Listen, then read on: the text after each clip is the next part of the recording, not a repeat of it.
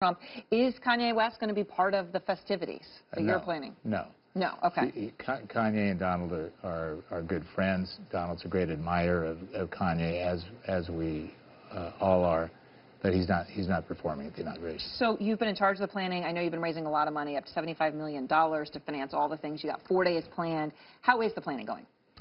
The planning's going great because I'm the best concierge and baggage claim person that you can imagine. It's complicated, right? An inauguration is a tribute to the office. It's a tribute to democracy. It's a tribute to the only peaceful transfer of partisan politics that ever happens this way in the world.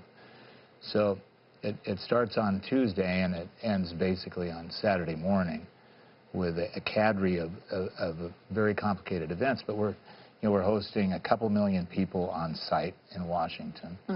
150 million people watching on TV during those events, and within that week, 300 or 400 million people watching around the world. So it's quite an event. And you're planning a lot of it. You've been working also with Mark Burnett, who knows Donald Trump very well, obviously producer of The Apprentice, the creator. What is Mark Burnett doing? Because we all know he knows how to produce a reality event, of which this is going to be one of the biggest ones Donald Trump, or the biggest one Donald Trump will ever be a part of. Look, we have a great group of Donald's visionary friends, Mark Burnett and Steve Wynn, and they bring a vision to silos of events and then produce them. So Mark has a great chemistry with Donald. He knows him well. They did this for 10 years. Yeah. And so he's taking one night with Stephanie Winston Wilcox, who's one of the great event planners of the world, a relentless, incredible woman. But the details of all this are amazing, right? So the smallest dinner is 400 or 500 people. The largest dinner is 22,000. 22,000. Yeah. Wow. And we have 3 of them at one time. So being a party planner is very difficult. It's better than a cabinet job because it has a beginning, a middle, and an end. But to do it seamlessly and then to produce it for TV. So it's different than just having a production, as you know, right, than having TV. And at the same time, everybody's working on the transition. The president's last choices have been awesome, and I think he's done it with considered and thoughtful acumen. So it's a lot going on at one time. But this administration, by December, will have filled 80% of the most important jobs, which is far ahead of any other administration. So in terms of the numbers, they've filled a lot. I don't know if you just heard as we were coming into the commercial, Trump, well, today obviously announced 2 more picks, right? You got state, you got interior. Both of them are white men, so now you've got all 4 of the most influential cabinet jobs, if you look at attorney general and state, defense and treasury, all white men. President Obama, there was a woman in there was an African-American. George W. Bush, Colin Powell was on that list. Is this an issue for Trump?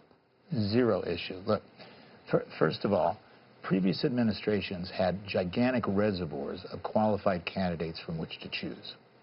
So if you looked at Hillary could have chosen from a legion of President Obama's previous picks who were qualified, who were confirmable, who were interested, who were available and had some experience.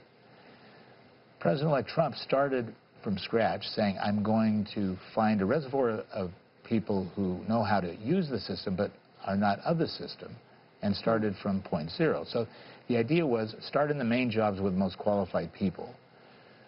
Diversity, obviously an issue across the fabric of the tapestry, but at the beginning, getting those beginning jobs is getting the best qualified people. So, and it's happened. I mean, Steve Mnuchin is an unbelievably safe set of hands and very, very smart, dedicated loyalist at Treasury. Wilbur Ross at Commerce. Rex Tillerson, I think, is a dream pick. And all of this controversy around his relationship with Russia is you need experienced warriors who know where the hardware is, who know what the subtlety of a cultural sixth sense is, who know what the issues on a historic basis have been, who are free of a bureaucracy. So you happen to pick in this man, by chance, an organization that's bigger than the State Department. Right? The State Department has a budget of $65 billion.